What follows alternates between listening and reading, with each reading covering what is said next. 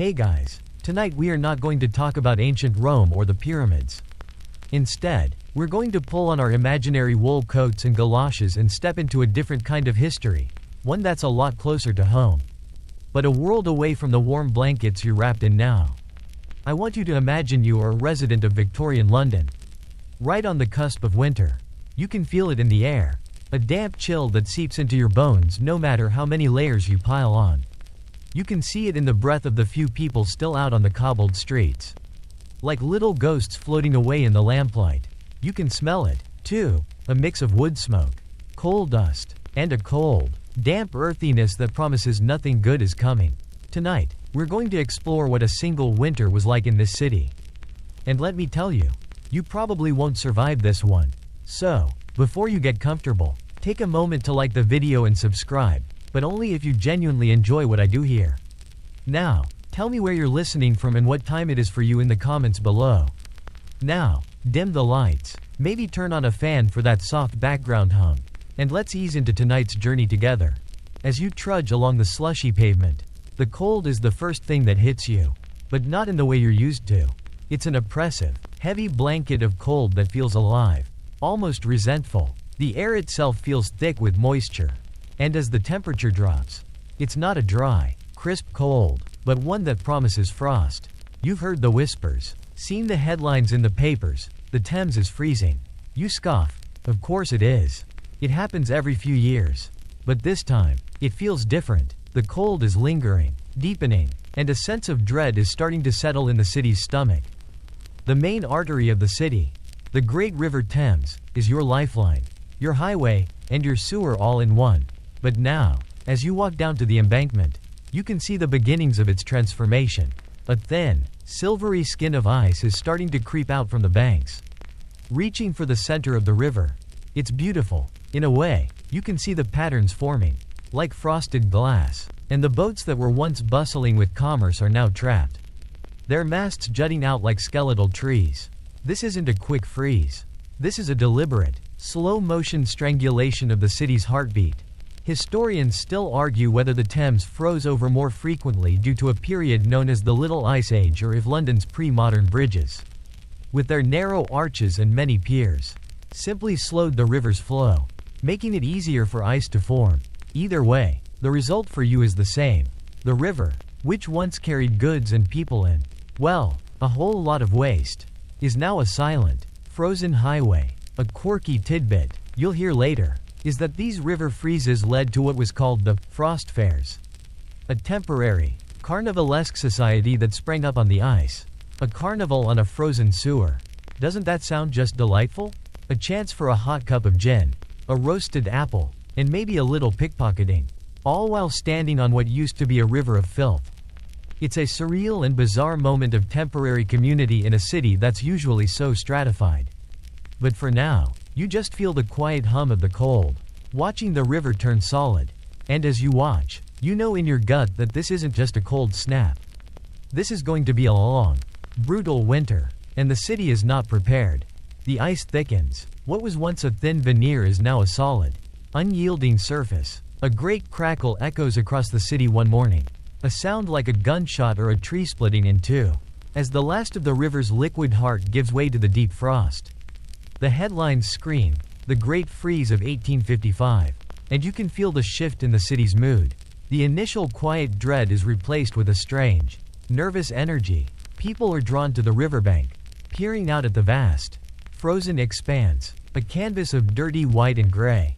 For a city that exists by the grace of its river, this is a profound moment, both terrifying and exhilarating. You watch as the first brave souls, some say it was a group of dock workers, others claim it was a curious aristocrat daring a wager, venture out onto the ice. They prodded with sticks, stomped their feet, and then, with a nervous grin, they start to walk. A ripple of excitement goes through the crowd. This is no longer just a frozen waterway, it's a stage.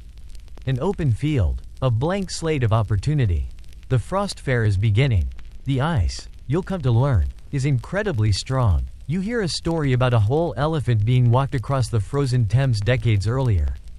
Though historians still argue whether this was a rare spectacle or just a tall tale. Either way, You're not walking an elephant across it.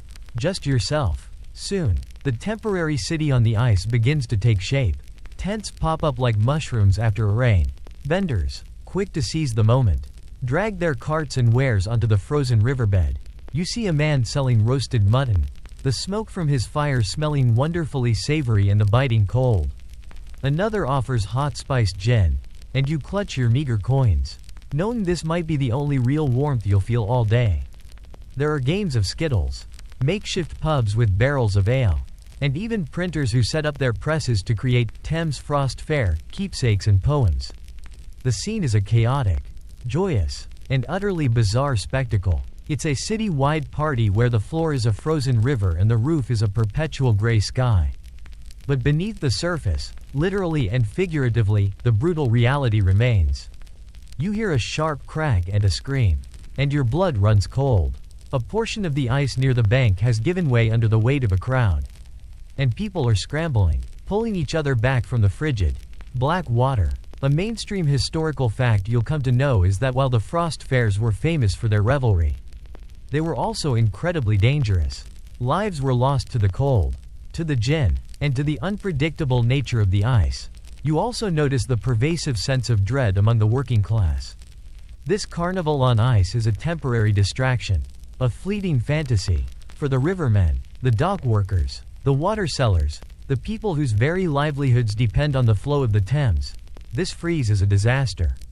It is a long, forced vacation with no pay, a stoppage of the very thing that puts food on their tables.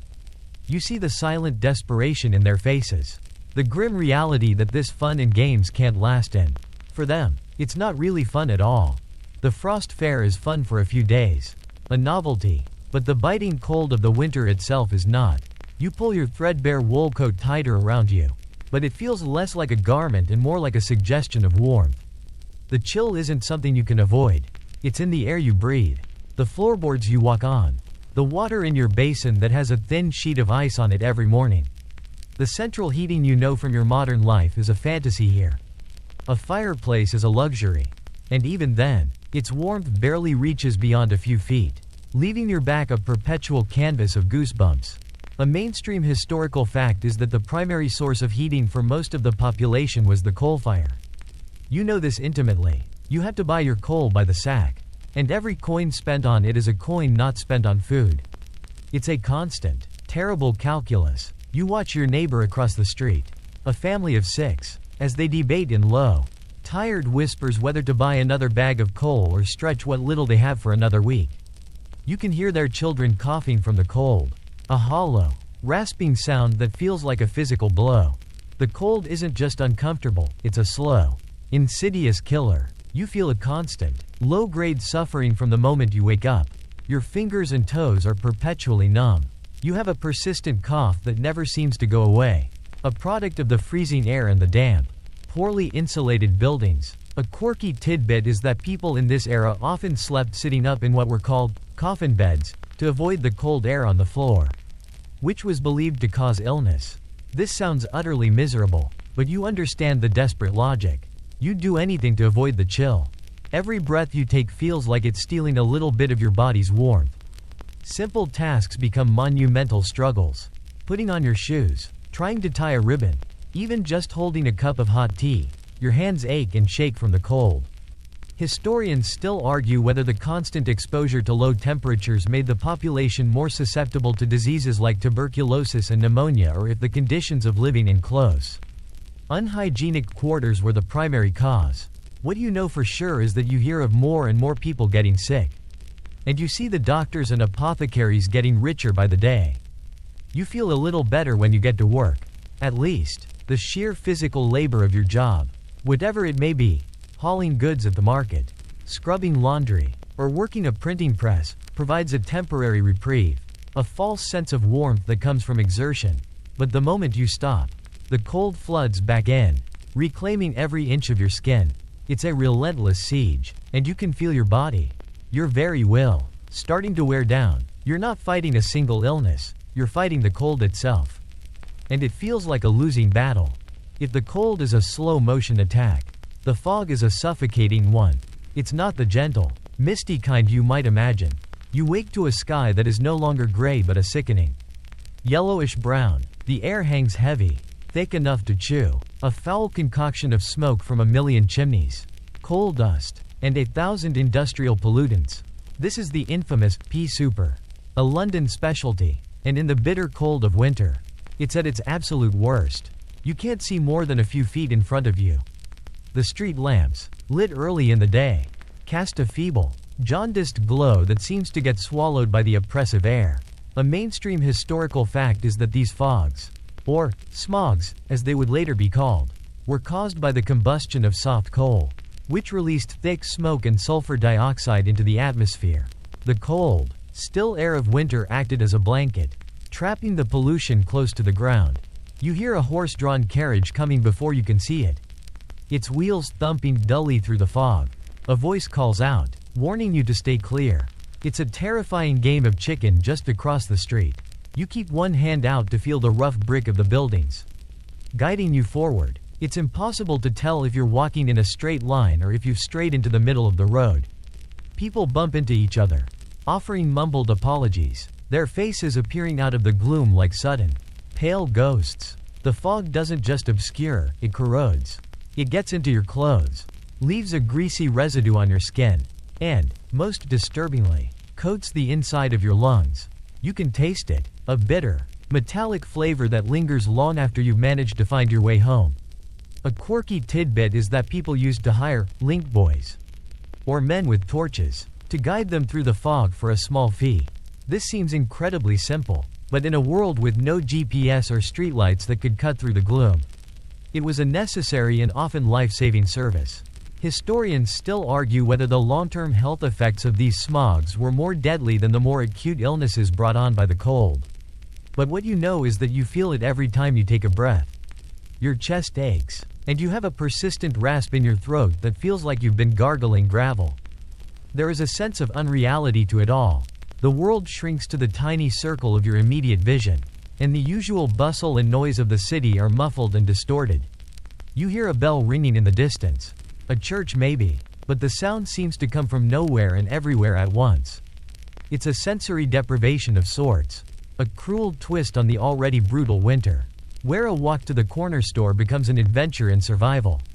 You can't imagine living like this, year after year, and yet, this is the reality for millions of people.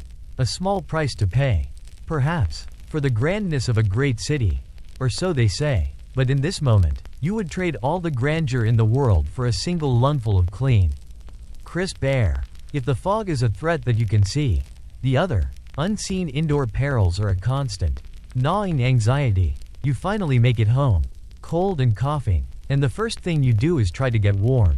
You throw more coal on the fire, willing it to give you more heat, more life. But a mainstream historical fact is that these fireplaces, while cozy in theory, were incredibly inefficient. Most of the heat they generated went straight up the chimney, and the burning coal produced a gas you couldn't see, smell, or taste. This silent, invisible killer is carbon monoxide.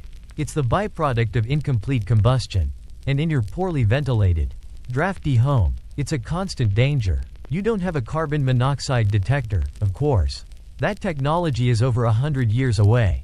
All you have is the growing sense of a headache, a dizzying nausea that you dismiss as tiredness or the lingering effects of the cold. A quirky tidbit is that people often kept small birds, like canaries, in their homes. While this was primarily for companionship, it was also, unintentionally, an early warning system. If the canary suddenly keeled over, you knew the air was turning deadly.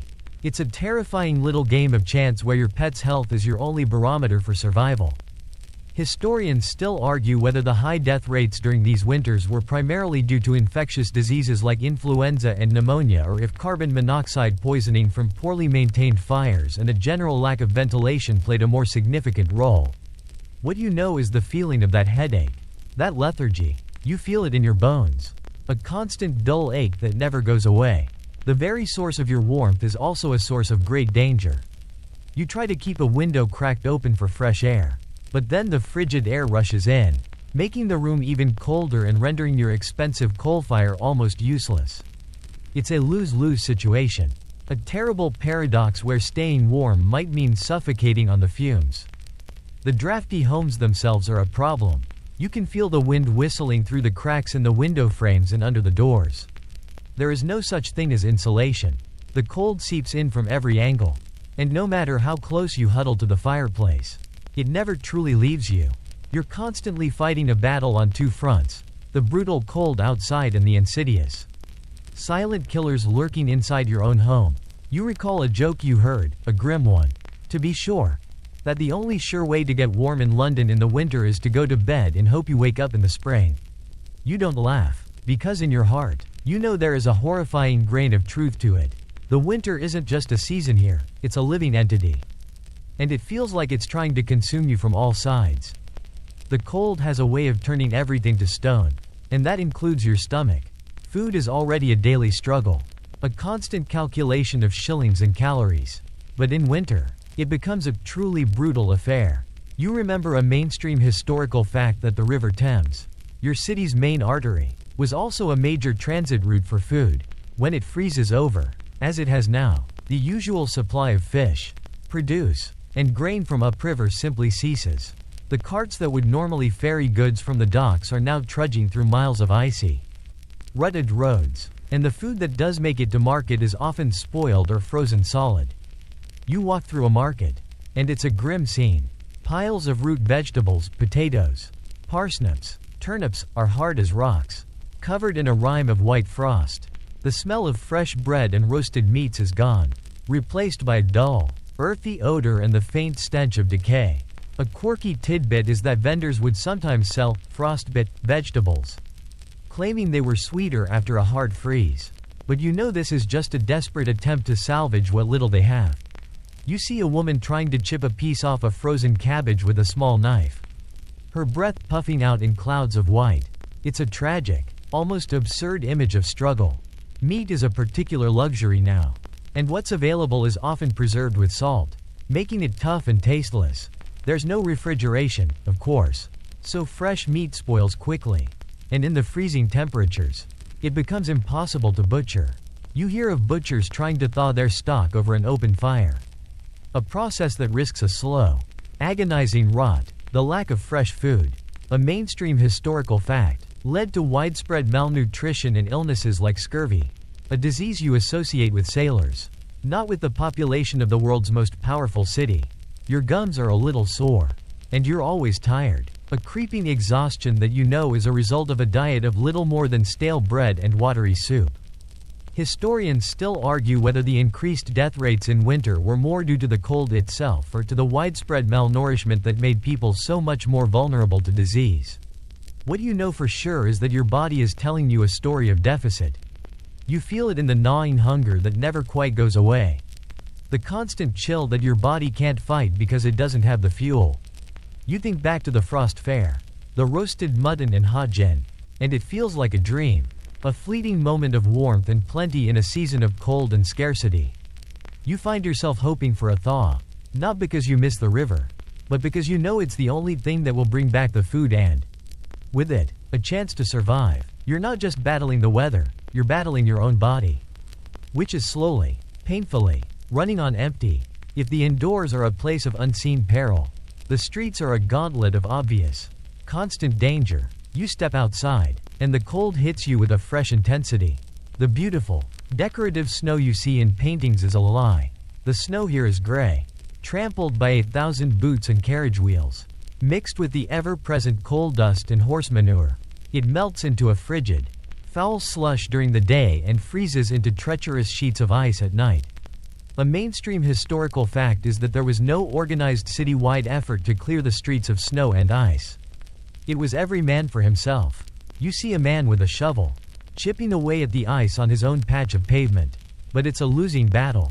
The sheer volume of traffic and the persistent low temperatures mean that the streets are in a state of perpetual frozen chaos. Every step is a risk. You slip and slide, your worn leather shoes offering little to no traction.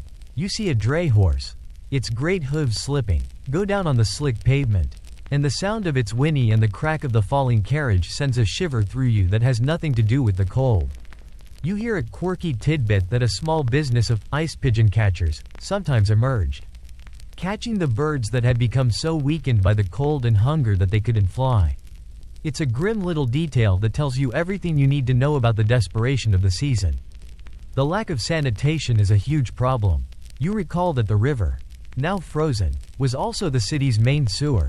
The waste that would normally be flushed away is now backing up in the streets, collecting in great, frozen piles. The stench is a little muted by the cold.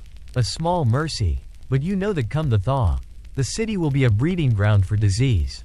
For now, the frozen waste is a new kind of obstacle, one that you have to navigate around, along with the frozen puddles and the uneven cobblestones. Historians still argue whether the winter mortality rate was higher due to accidents and injuries on the icy streets or due to the spread of disease from poor sanitation.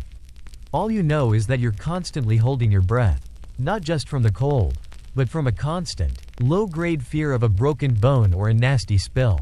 The streets, once a bustling, lively space, are now a landscape of potential harm, and you're forced to navigate them with a cautious, slow gait, your body tensed against the ever-present threat of a fall. The world has slowed to a crawl, and every movement, no matter how small, is a deliberate act of survival. You're walking down the street, cold and hungry, and you see a woman in a magnificent gown and a fashionable bonnet, shivering visibly despite the heavy cloak she has on. This brings us to another brutal truth of the season, the absurdity of winter fashion. A mainstream historical fact is that the clothing of the Victorian era, particularly for the upper classes, was designed for style and class distinction, not for warmth. You see men in elaborate, tailored frock coats and top hats that are a magnet for the wind. The women are in corsets and voluminous skirts that trap the cold air and offer no real insulation. Your own clothing is much simpler, but no less a testament to the era's impracticality. Your wool coat is thin and worn. Your shoes are leather, providing no barrier to the cold that seeps up from the icy ground. You try to wrap a woolen scarf around your face, but the fabric is scratchy and thin, and it feels more like a futile gesture than a real source of warmth. A quirky tidbit is that men often wore gloves that were so thin they were almost useless. Merely a sign of gentlemanly decorum rather than a functional piece of clothing. You see a man trying to light a cigar with his gloved hands, fumbling with the tiny flame, and you feel a strange mix of pity and frustration. The layering you do is more for trapping pockets of air, a rudimentary kind of insulation, but the constant dampness of the London air makes it difficult. Your clothing, once it gets wet from the slush or the rain, stays wet, and you feel the chill set in deep. Historians still argue whether the high incidence of respiratory illnesses in the winter was more due to the ill-fitting and unhygienic clothing that people wore or to the constant exposure to the polluted air. What you know is the constant feeling of dampness and cold against your skin, a sensation that never truly goes away.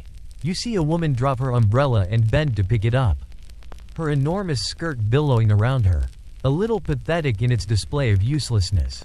You can't imagine how she moves at all, let alone in this weather. The fashion is a testament to a world that doesn't have to work. A world of carriages and heated homes. A world that is a million miles away from yours. It's a bitter joke, really. The people with the least access to warmth are often wearing the most useless and burdensome clothing. You tuck your hands into your armpits and pull your collar up, a gesture that feels more like a retreat than a defense. And you keep walking, one slow, slippery step at a time. The cold doesn't care about social status or age, but it has a special, cruel kind of brutality reserved for the most vulnerable. We turn our gaze now to the children of Victorian London, especially the working-class children, and you see the winter through their eyes. A mainstream historical fact is that many children were part of the workforce, toiling in factories, sweeping chimneys, or selling goods on the streets. For them, a bad winter wasn't just an inconvenience, it was a matter of life and death. You see a small boy, no more than 10 years old, a so-called crossing sweeper, standing on a street corner, a ragged broom in his hand. He's tasked with sweeping a clear path through the mud and slush for carriages and pedestrians, hoping for a stray penny. His clothes are little more than rags. His shoes are torn, and his fingers and nose are a painful, mottled red. You know that a child's body loses heat much faster than an adult's. And the constant exposure to the elements is a slow, agonizing kind of torture. A quirky tidbit is that some children would wrap their feet in old newspapers for insulation. A desperate and often futile attempt to keep the frost from biting into their skin. You see a group of children huddled together for warmth, their shoulders shaking with silent sobs. They're trying to sell matches or oranges, their voices thin and weak against the roar of the city. Their winter isn't about playing in the snow or building snowmen. It's about a constant, grinding battle against a world that is trying to freeze them out. Historians still argue whether the high child mortality rates of this era were more attributable to the infectious diseases that thrived in the cramped, unsanitary tenements or to the malnutrition and exposure that weakened their bodies to the point of collapse. What you know, seeing them here, is that the winter is a relentless, unforgiving enemy, and these children are fighting a war with no weapons. The constant hunger, the gnawing cold, the threat of illness, it all comes together in a terrifying cocktail. You can feel a wave of helplessness wash over you as you look at them. There is no social safety net to catch them, no warm soup kitchens to feed them. Their survival is entirely dependent on the kindness of strangers and the strength of their own small, frail bodies. And as you walk past them, you feel a sharp pang of guilt, a feeling that you, in your relative comfort, are not doing enough. Their silent suffering is a constant, nagging reminder of the true, brutal face of a London winter. The cold, the fog, the malnutrition, all these things converge on one place, the doctor's office. You imagine the man of medicine in his pristine, white coat, but the reality is far from it. He's a weary, overworked man, his coat stained with soot and sickness, and his hands are constantly chapped from the cold and the endless washing. A mainstream historical fact is that medical science in the Victorian era was still in its infancy. Especially concerning germ theory, you're not dealing with antibiotics or vaccines. You're dealing with a doctor who believes that disease is caused by miasmas, bad air, or an imbalance of the humors in the body. You go to see him about your persistent cough, the one that feels like you're trying to cough up your lungs. He listens to your chest with a long tube, a precursor to the modern stethoscope, and nods grimly. He tells you that your humors are out of balance and prescribes a series of harsh remedies. He might recommend a mustard plaster for your chest, a concoction that feels like it's burning a hole in your skin. Or he might recommend a dose of laudanum, an opiate, to suppress the cough, a solution that will make you feel drowsy and listless but will do nothing to address the root cause. A quirky tidbit is that doctors often prescribed what they called Dr. Collins' cough mixture, a popular but largely ineffective remedy that contained a mix of herbs and, in some cases, small amounts of alcohol, a practice that only made you feel momentarily better and was not a cure. Historians still argue whether the medical practices of the era, from bleeding and purging to the liberal use of opiates, did more harm than good. What you know for sure is that you feel no better for your visit. Your chest still aches, and the cough is still there, a constant, nagging reminder of the winter's hold on you. The doctor looks at you with a kind of weary resignation, the same look you see in the eyes of everyone in this season. He's fighting a battle with no weapons, and he knows it. He can't prescribe you warmth or food or clean air. All he can do is offer these small, often useless palliatives. You leave his office with a small bottle of a murky liquid and a lighter coin purse, and you feel the familiar sting of hopelessness. The medical system, which is supposed to be your last line of defense, feels more like a futile gesture. You're left to your own devices, to the mercy of the cold and the damp and the smog. And all you have is a bottle of something that will do little more than make you sleepier than you already are. The winter is a disease, and it seems there is no cure.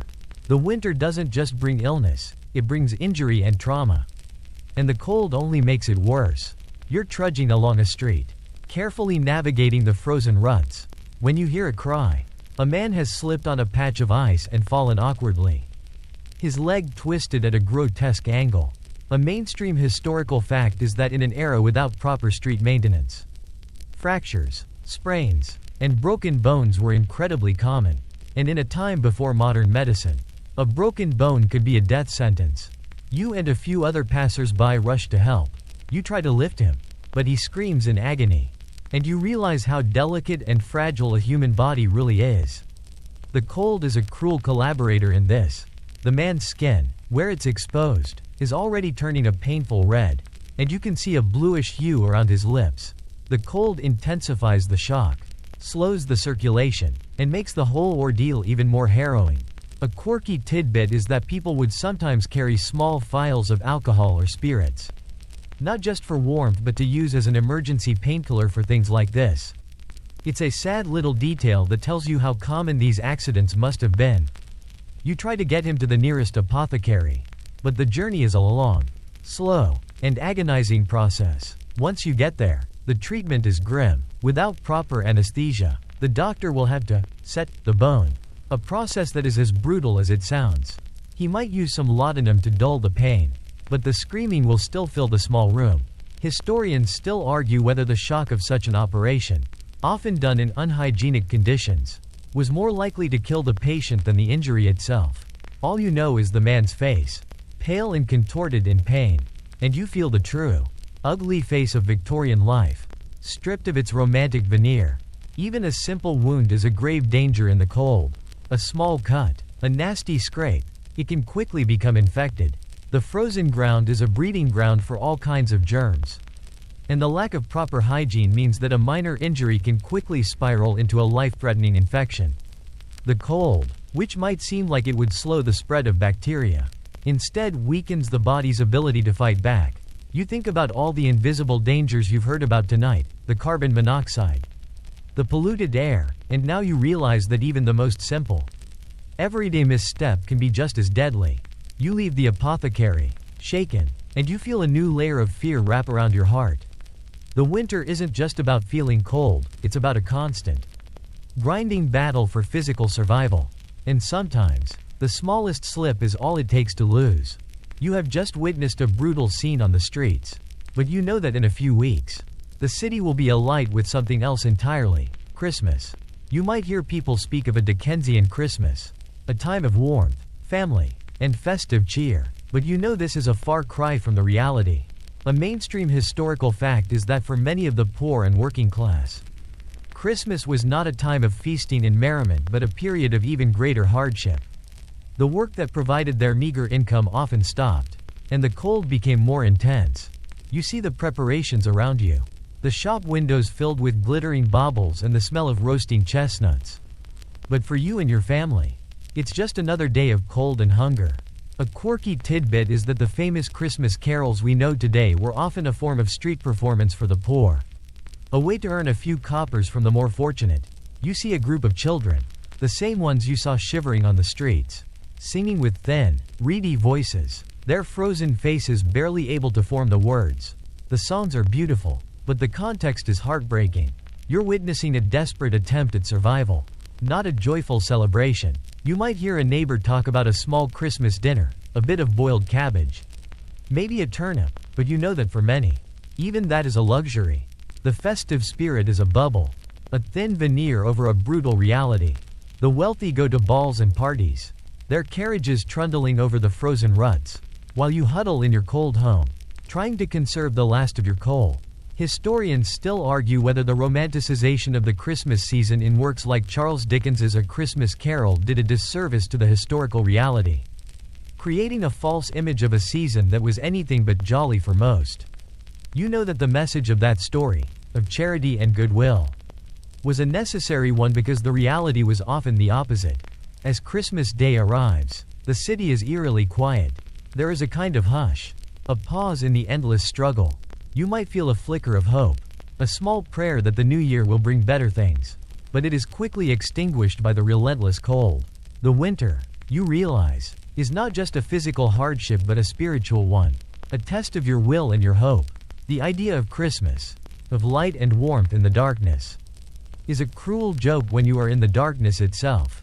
You watch the sun set on the shortest day of the year, and you feel a profound sense of loneliness, a feeling that this cold will never end. As you shiver through the Christmas period, you can't help but notice the stark contrast between your life and the lives of the city's wealthy. A mainstream historical fact is that while the poor were freezing in their homes, the rich were living in a world of relative comfort, insulated from the worst of the cold. Their mansions had multiple fireplaces, their walls were thicker, and their windows were better sealed. You see their carriages with their fur blankets, their liveried footmen bundled up against the cold. And you feel the sharp pang of a different kind of ache, a jealousy that is as cold as the wind itself. Their winter is one of parties and social calls. They travel from one warm house to another, a world of candlelit rooms and rich fabrics. A quirky tidbit is that the wealthy often indulged in sleighing parties, where they would ride in horse-drawn sleighs through the park, a festive outing that was only possible because they had the means to afford a change of scenery and the clothing to keep them warm. You see them, a blur of laughter and bright colors, and the sound of their bells ringing on the frozen air feels like a mockery. The rich have access to the best doctors, the finest food, and the most effective, if still rudimentary, medicine. The winter for them is a challenge of a different sort, perhaps a test of their endurance during a chilly walk, but never a matter of life and death. You heard a story about a wealthy man who commissioned a special ice rink to be built in his garden so he could entertain his friends. It's a small detail, but it speaks volumes about the chasm that separates your two worlds. Historians still argue whether the stark inequality of the Victorian era was a direct cause of the high mortality rates among the poor during these brutal winters. But what you know is that the cold is a class issue. It preys on those who are already vulnerable, who don't have the means to buy coal or a decent coat or to stay home from work when they are sick. You see a child on the street, no older than your own, but she is bundled in a warm coat and a muff, her cheeks rosy from the cold rather than pale from hunger. Her breath puffs out in a cloud, a beautiful, innocent sight that makes you feel a profound sense of sadness. The winter for her is a fairy tale, a season of joy and beautiful things. For you, it is a monster, and it is trying to take everything you have. The cold has been a constant companion, a presence in your life for what feels like an eternity. But now, as the calendar inches toward spring, you feel a subtle shift. The sun stays in the sky for a few minutes longer each day. And the air, while still crisp, has lost some of its biting aggression. A mainstream historical fact is that the thaw, while a welcome relief, brought a new set of problems for London. The great, frozen mass of the Thames, which had been a solid sheet for weeks, began to groan and crack. The sound is like 1,000 cannons firing at once. A slow, deep rumble that reverberates through the city. The river, once again, becomes a source of peril. The huge slabs of ice, some the size of small houses, begin to break free and move, carried along by the newly flowing current. They slam into the piers of the bridges with a terrifying force. A sound that makes you wince, and you wonder if the ancient structures will hold. You hear that a few small boats, caught in the flow, have been crushed like matchsticks between the shifting ice flows. A quirky tidbit is that the sight of the thawing Thames was a spectacle in itself, drawing crowds to the bridges to watch the great, jagged pieces of ice collide and break apart. It's a mesmerizing and terrifying display of nature's power. But the real threat is what's coming next.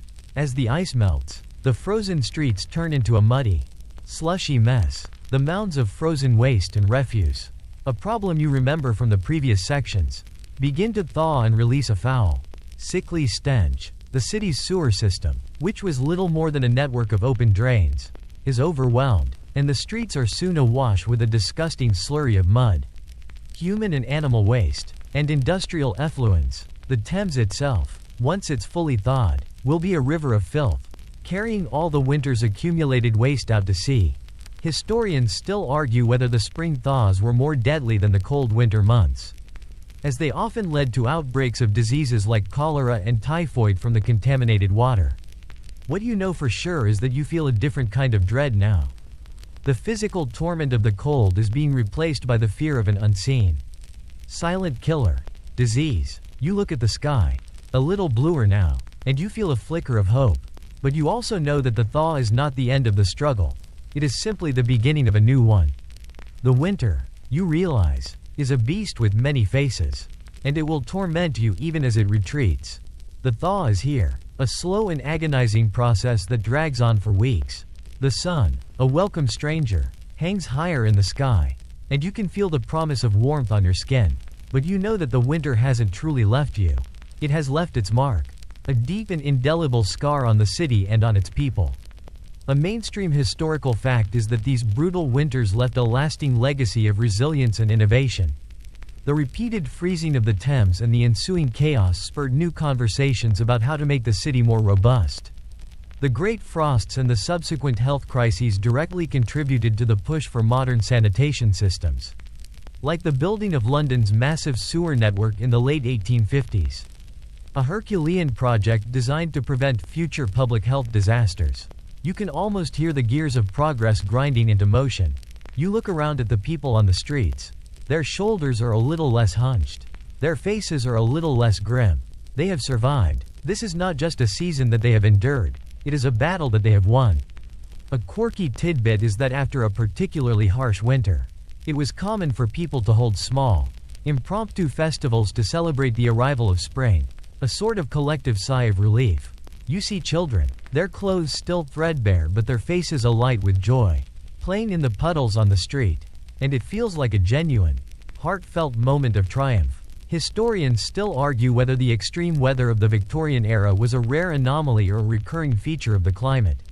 But what you know for sure is that it shaped the city. The shared experience of suffering through the cold, the fog, and the famine created a strange, unspoken bond among the people. The winter taught them to be resourceful, to be resilient, and to value the small things, a warm fire, a full stomach, a dry pair of shoes, in a way that they never had before. You feel it in your own bones. A new kind of strength. A quiet confidence that if you can survive this, you can survive anything. And so, as the days grow longer and the final patches of gray snow melt away, you feel a deep, profound sense of gratitude. The city is coming back to life. The birds are singing. The merchants are calling out their wares again. And the river, while still a bit murky, is flowing once more. The brutal winter of Victorian London is a fading memory. A story that you will tell your children, not of sorrow and suffering, but of survival and of the enduring human spirit. Now, the world around you is beginning to soften. The sharp edges of the historical journey are blurring, and the cold, oppressive feeling that we've been sitting with is starting to dissipate. You can feel the quiet hum of your own room again, the gentle rustle of your blankets, the stillness of the air. It's time to leave the cobbled, frozen streets of Victorian London behind. The journey is over. The story is told, and the past is settling back into its place. A silent part of a history that shaped our world. Take a deep, slow breath. Let your mind clear of all the images, the frozen river, the choking fog, the bitter, gnawing cold. Let it all drift away like smoke from a distant chimney. You are warm. You are safe. You are comfortable. There is nothing left to do now but to close your eyes and let the silence of the night take over. All is well.